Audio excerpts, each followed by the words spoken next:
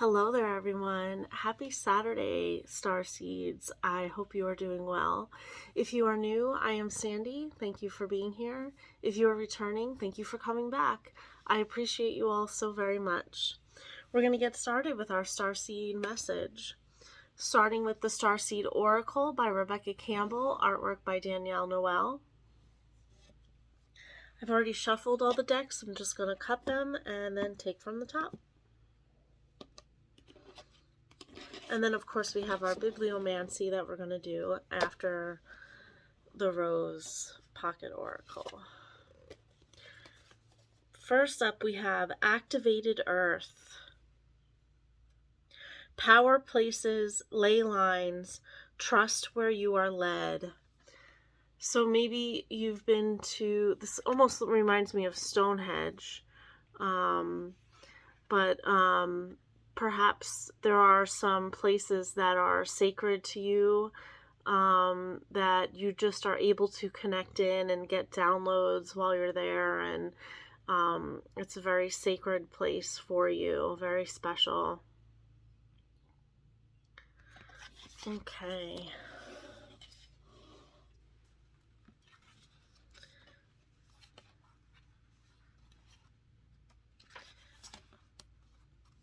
Ley lines are invisible pathways on the land along which energy travels. They can be sensed when we tune into them with our subtle senses. Also known as spirit paths, they've been compared to the meridian system of the body used in Chinese medicine, and they link sacred sites, stone circles, burial mounds, and places of worship worldwide. In Australian Aboriginal culture, song lines were the path traveled by the creator beings as they made the land and sea during the dreaming. These paths were recorded in the traditional songs and dances of the people, allowing them to access information about the land's history and to travel safely across great distances. Many believe that as we visit such sacred points on Earth, something is activated within us. Some also believe that by connecting with the land with devotion at these sacred places, something is activated within the planet too. Are you being called to travel to a sacred place that your soul remembers? Or to tend to the land you live on? To honor and acknowledge the known and unknown keepers of nature spirits of the land? As you connect with the earth and honor its keepers, the land opens up more fully to hold you. The fruits provide more nourishment, and the guardians watch over you.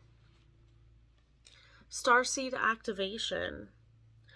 Place the card on the portal of your heart and whisper the following. You could take a screenshot if you want, and then repeat after me. I honor and thank the keepers of the earth beneath me, known and unknown. Thank you for your nourishment and tender holding. I'll read that again. I honor and thank the keepers of the earth beneath me, known and unknown. Thank you for your nourishment and tender holding. One more time. I honor and thank the keepers of the earth beneath me, known and unknown. Thank you for your nourishment and tender holding. Okay, beautiful.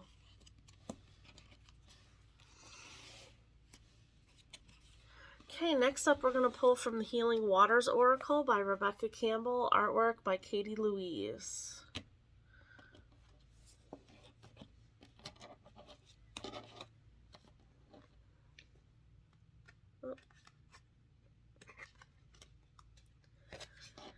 And we have Into the Unknown.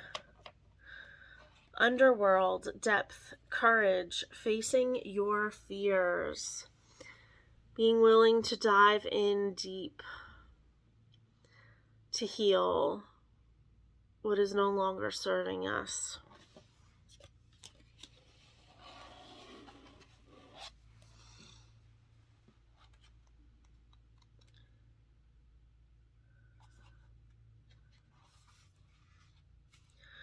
Earth is a water planet. Seen from space, it appears blue. Water makes up 71% of the Earth's surface. Yet, we've explored less than 20% of its ocean floor.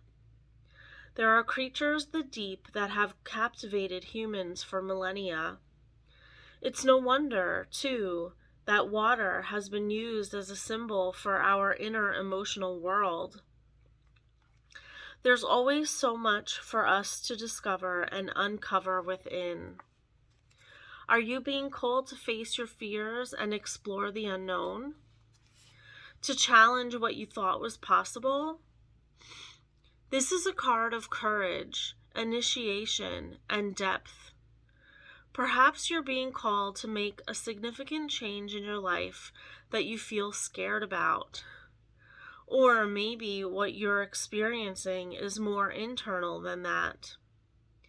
Maybe life is calling you to venture into the shadowy depths of your own inner journey, to face things that others may be afraid to face, to heal what might feel difficult to heal, to surrender to a metaphorical depth in order to re-emerge anew.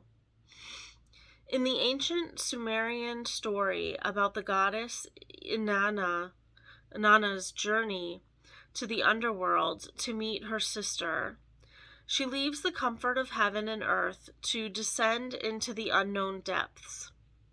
Here she encounters many trials and initiations until she returns, completely changed by her experiences. This story tells us that sometimes, to be born anew, we must face our fears and find the courage to venture into the unknown. Soul Inquiry: how can you face your fears today? Let me know in the comments below. Okay, and now we have the Rose Pocket Oracle by Rebecca Campbell, artwork by Katie Louise.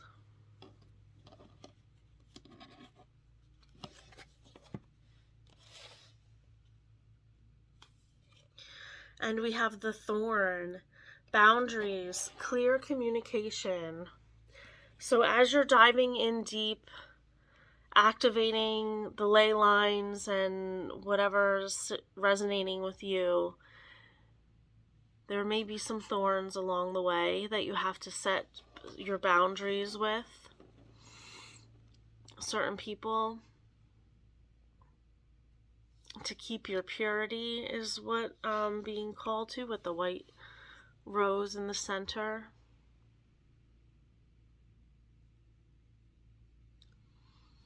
Your inner child, this here and here, is staying back to be protected.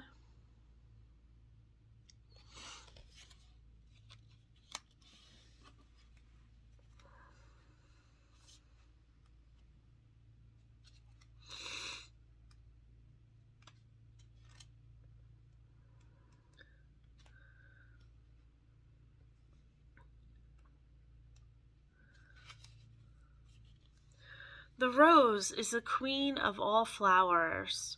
Her soft and often fragrant bloom takes our breath away from near and far. A bridge between heaven and earth, she has the capacity to act as a portal to our true selves and call our soul more fully into our body. She leaves us in awe, allowing us to experience heaven on earth for a very precious moment. But the rose is not all gentle and soft. In fact, most roses are armored with spiky thorns and prickles of various shapes and sizes. These sharp protectors act like knights defending their queen, clearly setting the necessary boundary and condition for her to do what she was born to do. We too are like the rose. So often we don't get taught how important clear communication and loving boundaries are to our relationships. When we're not clear on our needs, when we don't communicate them, when we don't take responsibility for them, It's impossible for others to give us what we need. This often results in a breakdown in the relationship. Communicating our needs and establishing our boundaries allows not just us to feel safe, but those we're in a relationship with to feel safe too. This card delivers the message of the importance of clear communication, boundaries, and taking responsibility for our needs. To be clear with others, we must first be clear with ourselves, and then communicate this to our loved ones and the world. Soul inquiry. What loving boundaries are you being called to establish? How are you being called to communicate clearly to those you're in a relationship with? Great questions to journal about. Okay. Now we're going to do some bibliomancy with Letters to Starseed by Rebecca Campbell. Okay, Spirit, what message do we need to hear? Past incarnations.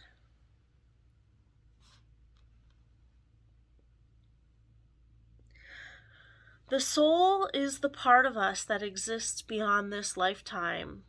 It's our essence, our ancient self, the part of us that exists from one lifetime to the next. Each incarnation and the experiences within it craft who we are as a soul.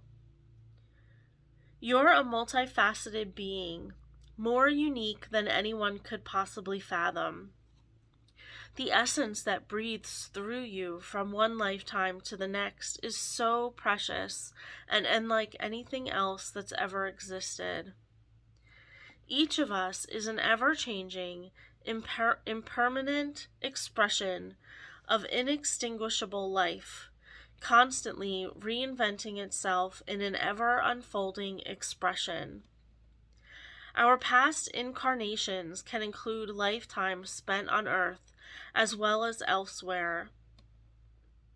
While these specifics may vary, most of the world's cultures and religions recognize the presence of the soul, and many believe that the soul incarnates over and over again.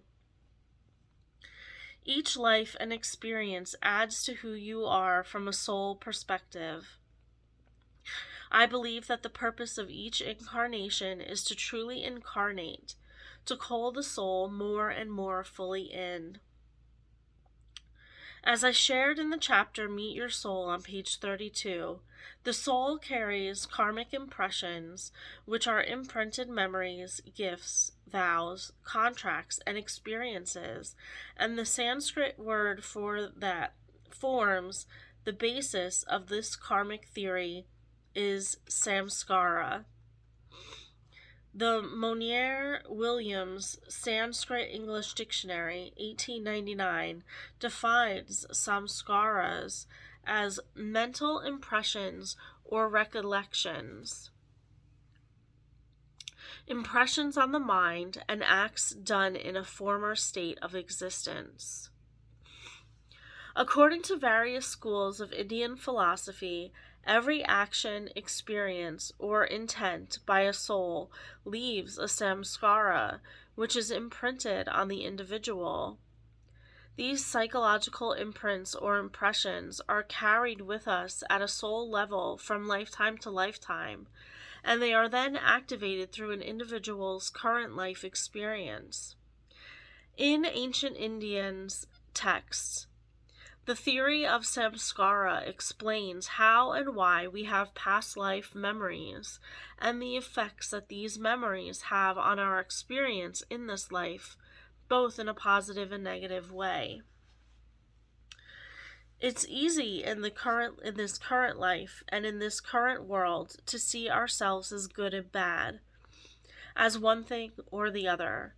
But if we can zoom out just a little, we may get the smallest glimpse of the multifaceted note we play in this great orchestra of life. The cosmos is the organized universe, and through the seeing chaos of this world, this life, and the polarity that comes with it, it's easy to lose sight of that. It's easy to forget the incredible living, breathing miracle that you being here is, and how each and every moment you're part of creation itself, that your authentic presence influences the outcome of life itself, that what you do, what each of us does, has an impact, a ripple effect, that we're together creating this future moment from moment to moment to moment, that you being here matters, not because you're the center of the cosmos, but because you, like each and every being, are part of the very same cosmos. Cells within cells, worlds within worlds, universes within universes.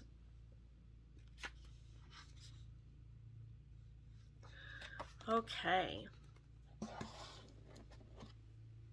All right, everyone. I hope that this helped, brought some clarity, and this is general, so take what resonates and leave the rest. And if nothing else, I hope this brought some entertainment to you. All right, everyone. Stay safe and stay well. And until next time, bye-bye for now.